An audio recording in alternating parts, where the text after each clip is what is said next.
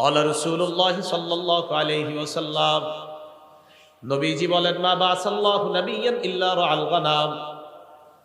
আল্লাহ পাক রব্বুল আলামিন এমন কোন নবী দুনিয়াতে পাঠান নাই যে নবী মেষ চড়ায় নাই, ছাগল চড়ায় নাই। যত নবী দুনিয়াতে পাঠাইছে সবাই মেষ চড়িয়েছে, ছাগল চড়িয়েছে। ক্বালা আসহাবুহু, সাহাবারা বললেন, ইয়া রাসূলুল্লাহ ওয়া আনতা, আপনিও কি মেষ চড়িয়েছেন? নবীজি জবাব দেয়, কুনতু আরআহা আলা করারিত লি আহলি মক্কা, আমি কয়েক দিরহামের বিনিময়ে পারিশ্রমিকে আমি মক্কাবাসীর ছাগল চড়াইতাম। আমি হালাল পারিশ্রমিকে মক্কাবাসীর ছাগল চড়াইতাম, মেষ চড়াইতাম। হালাল উপার্জনের জন্য নবীজি বলেন আমি মেষ চড়াইতাম। তাহলে হালাল উপার্জন করতেন নবীজি মেষ চড়িয়ে, কারণ রসুলদের খাদ্য হালাল হতে হবে। আমাদের নবীও বলেন যে আমি উপার্জন করতাম কিভাবে, মেষ চড়াইতাম, এর বিনিময়ে আমি কয়েক কিরাত দিরহাম পাইতাম। তাহলে নিজের উপার্জিত এই হালাল ইনকামটা, এটা যত কষ্টকর হোক, এটা যদি হালাল হয়, এটার মধ্যে আলাদা একটা শান্তি আছে। সহিহ বুখারী 2072 নম্বর হাদিসের বর্ণনা। আনিল মিকদাম রাদিয়াল্লাহু তাআলা আনহু قال قال رسول الله صلى الله عليه وسلم, মিকদাম রাদিয়াল্লাহু তাআলা আনহুর বর্ণনা, রাসূলুল্লাহ সাল্লাল্লাহু আলাইহি ওয়াসাল্লাম বলেন, হাদিসের অনুবাদটা মন দিয়ে শুনেন, মা আকালা আহাদুন তাআমান কাত্তু খায়রাম মিন আইয়া আকুলা মিন আমালি ইয়াদিহি, কোন মানুষ তার হাতের উপার্জিত হালাল খাদ্যের চাইতে উত্তম খাদ্য আর কখনো খায় না। কোন মানুষ নিজের হাতের, নিজের কষ্টের উপার্জিত হালাল খাদ্যের চাইতে দামি খাদ্য, পবিত্র খাদ্য, এত উত্তম খাদ্য আর মানুষ খায় না। মানুষের কষ্টের হালাল উপার্জিত খাদ্যটা এটা এতটা দামি। পরে কি কয় দেখেন, وإن نبي الله داود عليه الصلاة والسلام كان يأكل من عمل يده, আল্লাহ নবী দাউদ আলাইহিস সালাতু ওয়াস সালাম নিজের হাতের উপার্জিত, এই উপার্জিত ইনকামের পর ওই ইনকাম দিয়ে তিনি হালাল খাদ্য গ্রহণ করতেন। এর মানে নবী দাউদ নবীও নিজের কষ্টার্জিত হালাল খাদ্য গ্রহণ করতেন। এই হাদিস থেকে বুঝলাম আমাদের হাতে হালাল খাদ্য উপার্জন, আমাদের হাতে হালাল উপার্জনটা এবং এটা দ্বারা হালাল খাদ্য সঞ্চয় করা, এটা হলো সবচেয়ে উত্তম। নবী দাউদ আলাইহিস সালাতু ওয়াস সালাম উনিও নিজের হাতে কামাই করতেন, এই সঞ্চয়কৃত ওনার অর্থ দিয়ে উনি জীবিকা নির্বাহ করতেন। বুখারী শরীফের 2074 নম্বর হাদিসের বর্ণনা। আন আবি হুরায়রা রাদিয়াল্লাহু তাআলা আনহু قال قال رسول الله صلى الله عليه وسلم, নবীজি বলেন, লা আইয়াহতাতিবা আহাদুকুম হুজমাতান আলা যহরিহি খায়রুল লাহু মিন আইয়াসআলা আহাদান ফায়ুতিয়াহু আও ইয়ামনাআ। কি কয় দেখেন, নবীজি বলেন তোমাদের কোন ব্যক্তি কাঠের বোঝা পিঠের মধ্যে বহন করা ওই ব্যক্তির চাইতে উত্তম যে ব্যক্তি অন্য কারো কাছে ভিক্ষা চায়। কারো কাছে ভিক্ষা চায়, যার কাছে ভিক্ষা চায় সে দিতেও পারে, নাও দিতে পারে। আল্লাহ নবী কয় ভিক্ষা চাওয়ার চাইতে কাঠ বহন করে তুমি পিঠের উপর কাঠ বহন করবা, ওই কাঠ তুমি বিক্রি করে হালাল উপার্জন করবা। আমি নবীর কাছে ওই ভিক্ষার চাইতে এই পেশা অনেক বেশি দামি। সহিহ বুখারী 2075 নম্বর হাদিস। এই হাদিসের বর্ণনাকারী জুবাইর ইবনুল আওয়াম রাদিয়াল্লাহু তাআলা আনহু। عن الزبير بن العوام رضي الله تعالى عنه قال قال رسول الله صلى الله عليه وسلم لأن يأخذ أحدكم أحبله خير له من أن يسأل الناس। কি কয় দেখেন, তোমাদের কোন ব্যক্তি রশি নিয়ে জঙ্গলে যাইবা, যাওয়ার পর লাকড়ি সংগ্রহ করবা, ওই লাকড়ি রশি দিয়ে বাঁধার পর ওই লাকড়ি বিক্রি করে হালাল উপার্জন করবা, এটা মানুষের কাছে চাওয়ার চাইতে অনেক দামি। তাহলে হালাল উপার্জন অন্য কারো কাছে ভিক্ষা করার চাইতে অনেক দামি। দুইটা হাত ভালো আছে, এই ভালো আছে, দুই হাত পা সব সুস্থ, আপনি ভিক্ষা করার চাইতে হাতে কোনো কাজ টাজ করে হালাল উপার্জন করা, এটা নবীজি দামি উপার্জন বললেন। আমার সাথে একটা বাংলা বলেন, বলেন ভালো মানুষের জন্য ভালো সম্পদ কতই না উত্তম। আবার বলেন ভালো মানুষের জন্য ভালো সম্পদ কতই না উত্তম। এবার একটা হাদিস শুনেন, আল আদাবুল মুফরাদিন, ইমাম বুখারীর লেখা 299 নম্বর হাদিস। আমর ইবনুল আস রাদিয়াল্লাহু তাআলা আনহুর বর্ণনা, তিনি বলেন, বাসাইলাইয়ান নবী সাল্লাল্লাহু আলাইহি ওয়াসাল্লাম, আমর ইবনুল আস রাদিয়াল্লাহু তাআলা আনহু বলেন, আল্লাহর নবী আমার কাছে সংবাদ পাঠিয়েছেন, ফাআমারানি আন আকুযা আলাইয়া সিয়াবি ওয়া সিলাহি সুম্মা আতিহি, আমি যেন যুদ্ধের পোশাক পরে অস্ত্রে শস্ত্রে সুসজ্জিত হয়ে আল্লাহ নবীর কাছে আসি, এই সংবাদ আমার কাছে পাঠাইছেন। আমর ইবনুল আস বলেন, ফাআলতু ফাআতাইতুহু ওয়া হুয়া ইয়াতাওয়াদ্দা, আমি যুদ্ধের পোশাক পরলাম, অস্ত্রে শস্ত্রে সজ্জিত হয়ে আল্লাহ নবীর কাছে গেলাম, গিয়ে দেখি আল্লাহ নবী ওযু করে। নবীজির কাছে যাওয়ার পর ফাসআদা ইলাইয়াল বাসার, নবী আমার দিকে এইভাবে মাথা উঠায়া ভালোভাবে তাকাইলেন, গভীরভাবে আমাকে দেখলেন। আবার বলছি, আমি নবীজির কাছে গেলাম, নবী ওযু করতেছে, আমি যাওয়ার পর নবী গভীরভাবে আমার দিকে তাকায় রয়েছে অনেকক্ষণ।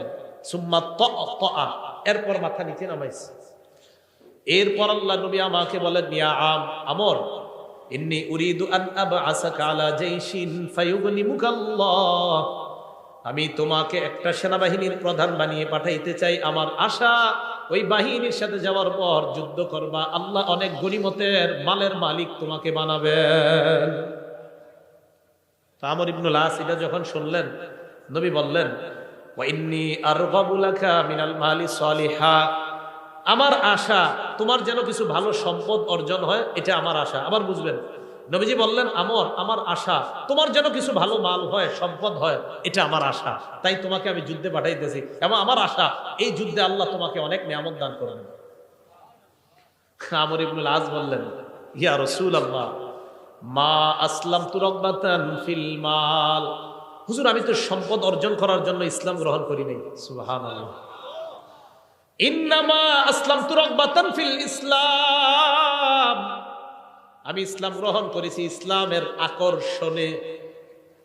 ফাকুনু মা রাসূলিল্লাহি সাল্লাল্লাহু আলাইহি ওয়াসাল্লাম, আমার আশা আমি ইসলাম গ্রহণ করার পর আল্লাহ নবীর সাথে থাকতে পারবো, এই আশায় আমি মুসলমান হইলাম। নবীজি বললেন, আমর, নি'মাল মালুস সালিহু লিল মারইস সালিহি, ভালো মানুষের জন্য ভালো সম্পদ কতই না উত্তম। সুবহানাল্লাহ। তুমি একজন ভালো মানুষ, তোমার জন্য ভালো সম্পদ হওয়া, এই ভালো মানুষের জন্য ভালো সম্পদ হওয়া কতই না উত্তম। তাহলে এটা আমার কথা না, এটা নবীজির কথা। ভালো মানুষের জন্য ভালো সম্পদ, এটা কতই না উত্তম। তুমি একটা ভালো মানুষ, তোমার জন্য ভালো সম্পদ হওয়া, এটা অনেক উত্তম, এটা অনেক নেয়ামতের। তাই আমি চাই কিছু হালাল সম্পদ, কিছু হালাল মাল তোমার হয়ে যাক। ভালো মানুষের হালাল মাল হওয়া এটা দোষণীয় না, বরং ভালো মানুষের ভালো সম্পদ হওয়া এটা কতই না উত্তম, এটা আল্লাহর পক্ষ থেকে তার জন্য নেয়ামত। আল্লাহ আমাদের সকলকে হালাল উপার্জন করার তৌফিক দান করেন। এবার আসেন হালাল হারামের ব্যাপারে কিছু কথা। হালাল উপার্জন বা হালাল খাদ্য খাওয়ার জন্য আল্লাহ আদেশ করেছেন। কে আদেশ করেছেন? এটা সব মানুষদেরকে আদেশ করেছেন।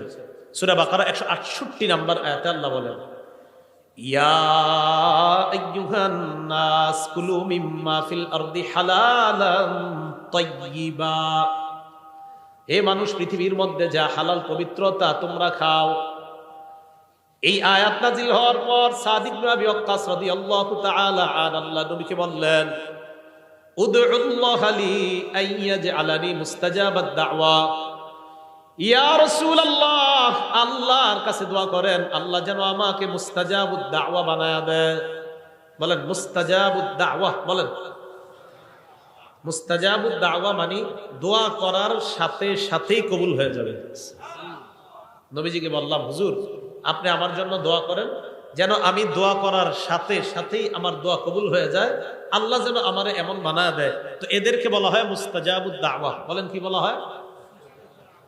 নবীজি বললেন, ইয়া সাআদ আতিব মাতআমাক তাকুন মুস্তাজাবাদ দাওয়া, সাআদ হালালটা পবিত্র করো, সাআদ খাবারটা পবিত্র করো, সাআদ খাবারটা পবিত্র করো, সাআদ হালাল খাদ্য খাও, তাকুন মুস্তাজাবাদ দাওয়া, পেটে হালাল লুকাও, তুমি মুস্তাজাবুদ দাওয়া হয়ে যাবা। পেটে যদি হালাল খাবার যায়, আল্লাহর কাছে যা বলবা আল্লাহ তাই কবুল করবেন। হালাল খাও, হালাল খাও, মুস্তাজাবুদ দাওয়া হয়ে যাবে। তাহলে বলেন দোয়া কবুলের জন্য শর্ত কি? খাওয়া হালাল, ভিতরে হালাল, হালাল ঢুকাইতে হয়। সূরা নাহল 114 নম্বর আয়াত আল্লাহ বলেন ফাকুলু মিম্মা রাযাকাকুমুল্লাহু হালালান তাইয়্যিবা। আল্লাহ যে রিজিক তোমাদেরকে দিয়েছেন তা থেকে পবিত্র হালাল যে রিজিক তা তোমরা গ্রহণ করো।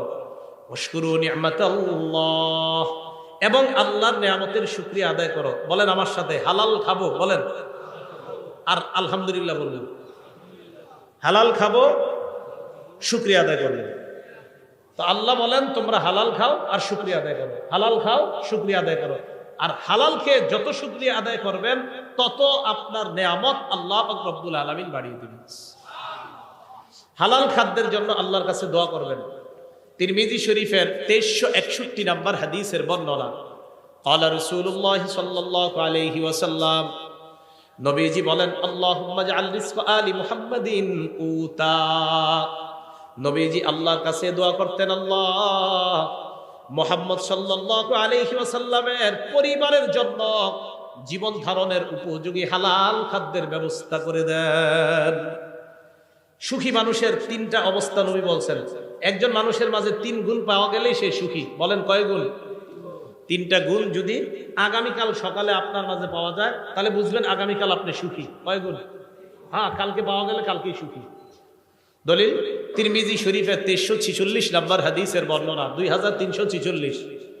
ক্বালা রাসূলুল্লাহ সাল্লাল্লাহু আলাইহি ওয়াসাল্লাম, নবীজি বলেন মান আসবাহা মিনকুম আমিনান ফি সিরবিহি, তোমাদের মধ্যে কোনো মানুষ যদি সকাল অবস্থা হয় এমন অবস্থায় তার পরিবার নিয়ে সে নিরাপদে আছে।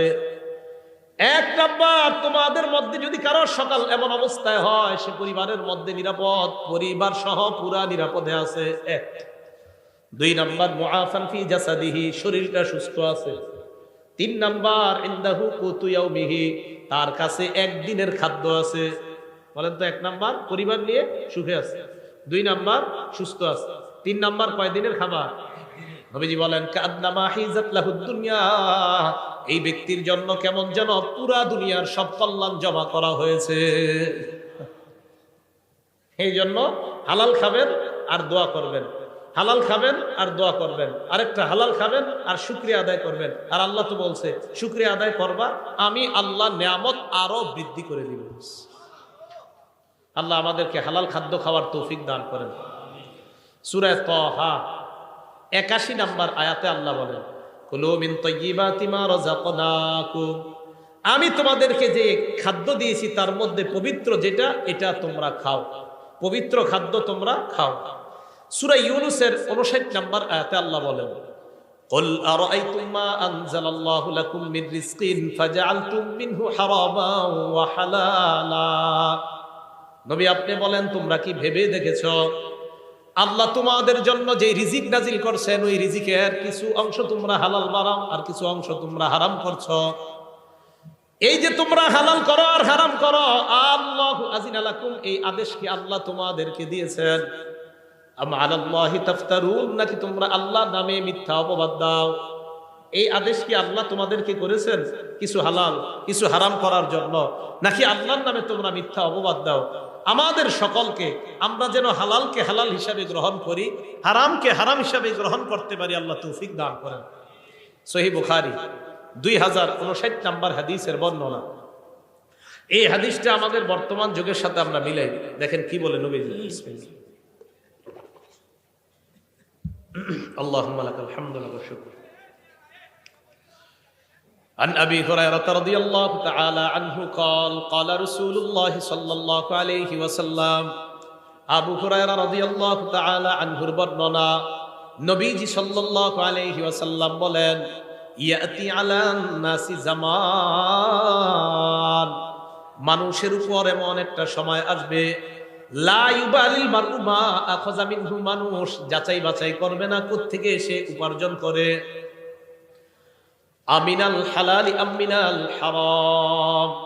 নবীজি বলেন এমন একটা সময় আসবে যে সময় মানুষ পরোয়া করবে না, হালাল কামাই করলো না হারাম কামাই করলো পরোয়া করবে না, পকেটে আসলেই হয়, হালাল হোক আর হারাম হোক এটা পরোয়া করবে না। এই যুগ নবী বলছে আসবে। আপনারা বলেন এটা কি আসবে? তাখরিজু শরহি সুন্নাহ একটা কিতাব। এই কিতাবের 4113 নম্বর বর্ণনা। আন আব্দুল্লাহ ইবনে মাসউদ রাদিয়াল্লাহু তাআলা আনহু قال আব্দুল্লাহ ইবনে মাসউদ রাদিয়াল্লাহু তাআলা আনহুর বর্ণনা, তিনি বলেন, ইয়া আইয়ুহান নাস ইত্তাকুল্লাহ, হে মানুষ তোমরা আল্লাহকে ভয় করো, রিজিক অন্বেষণে তোমরা মধ্যপন্থা অবলম্বন করো। এবার যেটা বলবো অনুবাদটা মন দিয়ে শুনেন, কি কয় দেখেন। লা ইয়াহমিলান্নাকুম ইস্তিবতাউর রিজকি আন তাতলুবুহু বিমাআসিল্লাহ। হালাল পথে রিজিক তালাশ করতে গিয়ে রিজিক আসতে যদি বিলম্ব হয়, আবার বলছি, হালাল পথে রিজিক তালাশ করতে গিয়ে প্রচুর রিজিক আসতে যদি বিলম্ব হয়, রিজিক তালাশ করতেছেন, রিজিক আপনার কাছে আস্তে আস্তে আসতেছে, তো রিজিক তালাশ করতে গিয়ে রিজিক যদি আসতে বিলম্ব হয়, আব্দুল্লাহ ইবনে মাসউদ বলেন, এই রিজিক আসতে বিলম্ব হইলে তোমরা তাড়াতাড়ি রিজিক উপার্জনের জন্য কোন নাফরমানির পথ বাইছে নিবা না।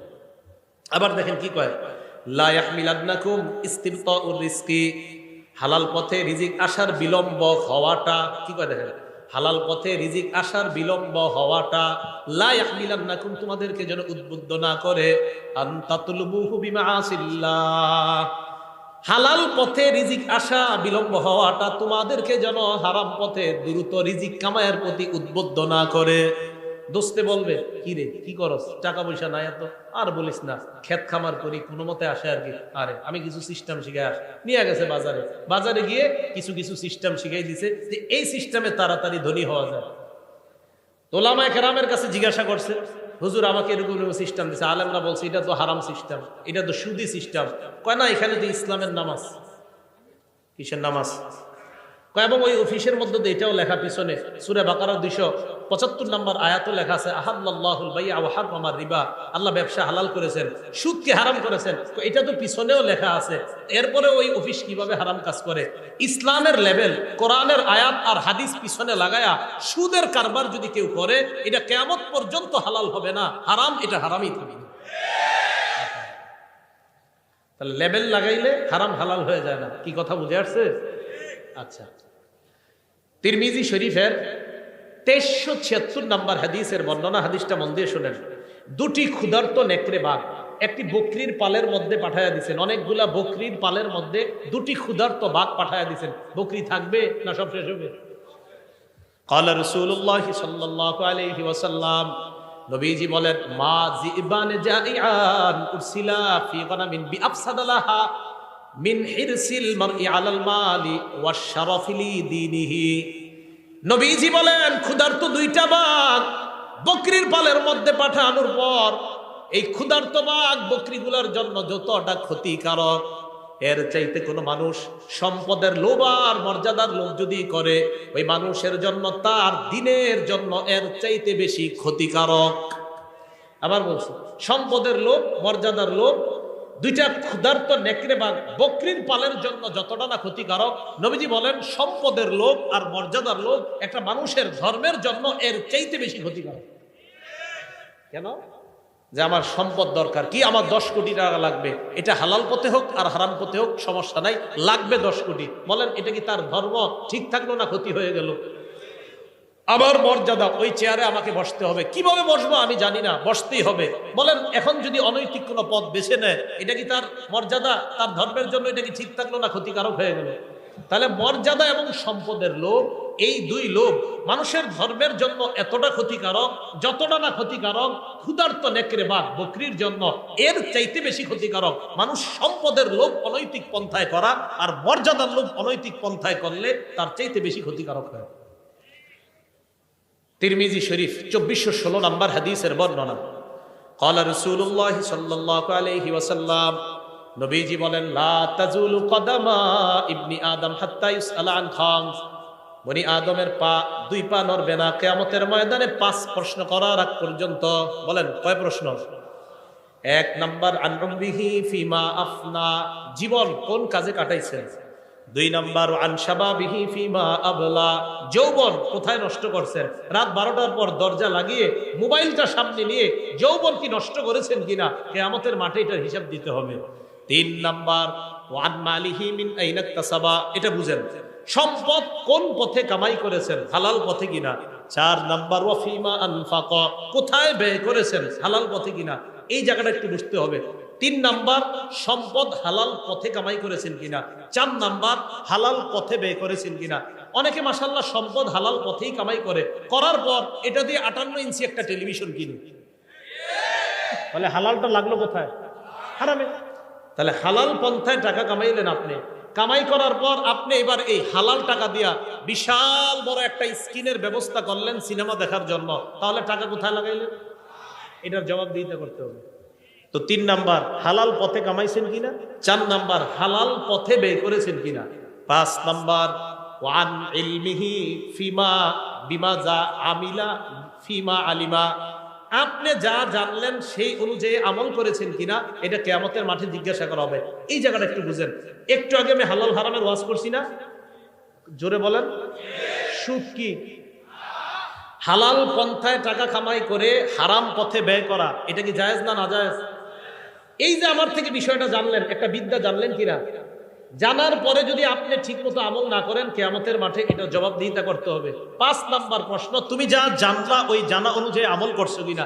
এই যে এতক্ষণ পর্যন্ত আপনি জানলেন হালাল কোনটা হারাম কোনটা, এখন আমার থেকে যে জানলেন তার মানে একটা বিদ্যা জেনে ফেললেন, এই বিদ্যা অনুযায়ী সঠিকভাবে আমল করছেন কিনা এটা কিয়ামতের মাঠে আপনাকে জিজ্ঞাসিত হতে হবে। সুদ কি জানছেন নি? জোরে বলেন, সুদ কি? এটা কি জানছেন? তো খবর আছে। আল্লাহ বুঝার তৌফিক দান করেন। এখন আপনি সঠিক পথে চলার জন্য কি দরকার? আপনি যার সাথে চলাফেরা করবেন এই মানুষটা ভালো হতে হবে। বুঝেন নাই? যার সাথে চলবেন তিনি কি হতে হবে? তিরমিজি শরীফ 1378 নাম্বার হাদিস, ক্বালা রাসূলুল্লাহ সাল্লাল্লাহু আলাইহি ওয়াসাল্লাম, নবীজি বলেন, আর রাজুলু আলা দীনি খালিলিহি ফালয়ানজুর আহাদুকুম মাইয়ু খালিল। নবীজি বলেন, মানুষ তার বন্ধুর রীতিনীতির অনুসারী হয়। তোমাদের প্রত্যেকে যেন চিন্তা করে কাকে বন্ধু বানাও। সুদখোরকে যদি বন্ধু বানান আপনারও এটা সুদখোর বানাবে। বন্ধু কারে বানাইতেছেন এটা আপনি বুঝে শুনে বানাইতে হবে। মানুষ তার বন্ধুর রীতিনীতির অনুসারী হয়, অতএব মানুষ যেন চিন্তা করে যে সে কাকে বন্ধু বানায়। আল্লাহ আমাদের জীবনে একজন প্রকৃত বন্ধু আল্লাহ আমাদেরকে ব্যবস্থা করে দেন। সহিহ বুখারীর একটা বর্ণনা শুনেন, 3842 নাম্বার হাদিসের বর্ণনা। আবু বকর সিদ্দিক রাদিয়াল্লাহু তাআলা আনহুর এক আশ্চর্য ঘটনা। ওনার একজন গোলাম ছিল, আম্মা জান আয়েশা সিদ্দিকার বর্ণনা, কানা লি আবি বকর সিদ্দিক রাদিয়াল্লাহু তাআলা আনহু গুলাম কানা ইখরিজু লাহুল খরাজ। আবু বকর সিদ্দিক রাদিয়াল্লাহু তাআলা আনহুর একজন গোলাম, তিনি কর বের করতেন। আবু বকর সিদ্দিক রাদিয়াল্লাহু তাআলা এই কর যে বের করে আনতেন এটা থেকে তিনি খাইতেন। একদিন এই গোলাম কি করছে, ফাজাআ বিশাইইন, একদিন কি জানি একটা নিয়ে আসছে, আনার পর আবু বকর সিদ্দিককে বললেন এটা খান। আবু বকর সিদ্দিক এটা খাইলেন। খাওয়ার পর গোলাম বলে, আতাদেরি মা হাযা, আপনি কি জানেন আপনি কি খাইছেন? কয় কেন, কি হইছে? কয় কুনতু তাকাখানতু ফিল জাহিলিয়া, আমি জাহিলি যুগে গণনা করতাম, ভাগ্য গণনা করতাম। কি গণনা করতাম? ভাগ্য। কয় মা উহসিনুল কাহানা ইল্লা আন্নী খাদাতুহু, আমি ভাগ্য গণনা কিছুই জানতাম না, হুদাই মানুষের ধোঁকা দিতাম। আমাদের দেশেও বিভিন্ন ওভারব্রিজের নিচে বিভিন্ন জায়গায় জায়গায় ভাগ্য গণনা করা হয়। হয়তো 100 জনের মধ্যে একজনকে একটা কইছে, এটা কোনো মতে লেগে গেছে, ওই একজন গিয়ে আরো 10,000 রে বোকা বানায় এখানে নিয়ে আসে। এগুলা মিথ্যা কথা। এদের কাছে যারা যাবে তাদের ইমানের মধ্যে খতরা এসে যাবে। ভাগ্য গণনা এগুলো বিশ্বাস করবেন না। তো উনি বলেন, আমি মানুষের ধোঁকা দিতাম, হুদায় আমি ভাগ্য গণনা করতে পারতাম না। তো কি হয়েছে? আমি যার ভাগ্য গণনা করছি জাহিলি যুগে এরকম একজনের সাথে আমার দেখা হয়ে গেছে আজকে, উনি আমাকে এইগুলা দিছে, আমি আপনারে নিয়ে আসলাম আপনার কাছে। ওই ভাগ্য গণনার যে পারিশ্রমিক, এই পারিশ্রমিক আপনার কাছে আনছি, এটাই আপনি খাইছেন। আবু বকর সিদ্দিক কয় সর্বনাশ। ফাআদখালা ইয়াদাহু, মুখে হাত ঢুকাইছে। ফাকাআ কুল্লা শাইইন ফি বাতনিহি, পেটে যা ছিল মুখে হাত ঢুকায়া সব বমি করে ফেলায় দিছে। সব বমি করে কি করছে? ফালায়া দিছে। তাহলে কি বোঝা গেল? হারাম ওনার পেটে ঢুকবে আবু বকর সিদ্দিক রাদিয়াল্লাহু তাআলা আনহু, এটা উনি সহ্য করলেন না, এটা উনি বরদাস্ত করলেন না। এই জন্য আমার আপনার চ্যালেঞ্জিং হলো হালাল গ্রহণ করা, হারাম থেকে বেঁচে থাকা। বলেন কি গ্রহণ করা? হালাল গ্রহণ করা, হারাম থেকে বেঁচে থাকা। তাহলে আমরা হারাম থেকে বেঁচে থাকবো তো ইনশাআল্লাহ, হালাল খাদ্য গ্রহণ করবো তো ইনশাআল্লাহ। আজকে থেকে আমরা সুদী ভয়ঙ্কর, বর্তমানের সবচেয়ে ভয়ঙ্কর একটা অপরাধের নাম হলো হারাম খাওয়া। এই হারাম খাওয়ার মধ্যে একটা হারাম হলো সুদ খাওয়া। বলেন কি খাওয়া? আল আদাবুল মুফরাদের ৮ নম্বর হাদিস, একজন ব্যক্তি, বিখ্যাত ব্যক্তি তাবি, তার নাম কয়সালা ইবনে মাইয়াস। মনে থাকবেন, আমরা কয়সালা একটু মনে রাখলে চলবে, ইবনে মাইয়াস আর মনে রাখা দরকার নাই। কয়সালা ইবনে মাইয়াস তিনি বলেন, কুনতু মান নাজদাত, আমি যুদ্ধ বিগ্রহে থাকতাম। ওয়াকাদ আসাবতু যুনুবান লা আরাহা ইল্লা বিনাল কাবাইর, আমি কিছু গুনাহ করছি, এই গুনাহগুলো আমার কাছে কবিরা গুনাহ মনে হয়েছে। ফা যাকারতু যালিকা লি ইবনে ওমর, আমি এই গুনাহগুলো আব্দুল্লাহ ইবনে ওমরকে জানাইছি। আব্দুল্লাহ ইবনে ওমর জানার পর বললেন, কি কি গুনাহ করছো বলো। তো আমি বললাম কাজা ওয়া কাজা, ওই গুনাহ। ইবনে ওমর বললেন, লাইসাত হাযিহি মিনাল কাবাইর, তুমি যে গুনাহের কথা বলছো এগুলা কবিরা গুনাহ না। প্রধানত প্রধান কবিরা গুনাহ অনেকগুলা, এর মধ্যে উল্লেখযোগ্য প্রধান কবিরা গুনাহ 9টা। বলেন কয়টা? এটা ইবনে ওমরের বক্তব্য রাদিয়াল্লাহু তাআলা। তিনি বলেন, 1 নাম্বার শিরকু বিল্লাহ, আল্লাহর সাথে শিরিক করা। 2 নাম্বার ওয়াকাতলু নাসামা, নর হত্যা করা, মানুষ হত্যা করা। 3 নাম্বার ওয়াকসফুল মুহসানা, সতী সাদী কোনো নারীর উপর মিথ্যা অপবাদ দেওয়া। 4 নাম্বার ওয়াকলুর রিবা, সুদ খাওয়া। 5 নাম্বার ওয়াকলু মালিল ইয়াতীম, এতিমের সম্পদ অন্যায়ভাবে ভক্ষণ করা। কি করা বলেন তো? এতিমের সম্পদ অন্যায়ভাবে ভক্ষণ করা। 6 নাম্বার ওয়াল ফিরারু মিনাজ জাহফি, জিহাদের ময়দান থেকে পলায়ন করা। 7 নাম্বার ওয়া ইলহাদুন ফিল মসজিদি, মসজিদের মধ্যে ধর্মদ্রোহী কাজ করা। 8 নাম্বার আল্লাযী ইস্তাসখিরু, ধর্ম নিয়ে উপহাস করা।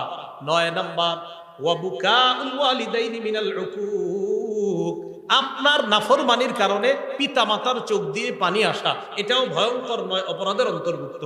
আপনি খারাপ আচরণের কারণে পিতা মাতার চোখ দিয়ে পানি আসা। এই 9টার মধ্যে আকলু রিবা, দেখেন সুদ খাওয়া আছে। বলেন সুদ খাওয়া আছে? তাহলে সুদের কথাটা এইখানে আনলেন। সহিহ বুখারী 766 নাম্বার হাদিস, সেখানে রাসূল সাল্লাল্লাহু আলাইহি সাল্লাম বললেন, ইজতানিবুস সাবআল মুবিকাত, 7টি ধ্বংসাত্মক অপরাধ থেকে বাঁচো। এর মধ্যে রাসূল সাল্লাল্লাহু আলাইহি সাল্লাম 4 নম্বরে সিরিয়ালে আকলু রিবা, সুদ খাওয়ার কথা বলছেন। কি খাওয়া বলেন তো? সুদ খাওয়া। তাহলে সুদ এটা ভয়ঙ্কর অপরাধ, এটা হারাম খাদ্যের মধ্যে একটা ভয়ঙ্কর হারাম হলো সুদ খাওয়া। আল্লাহ আমাদের এই পুরা সমাজকে সুদ মুক্ত একটা সমাজ যেন সবাই মিলেমিশে আমরা সবাই গঠন করতে পারি, আল্লাহ তৌফিক দান করেন।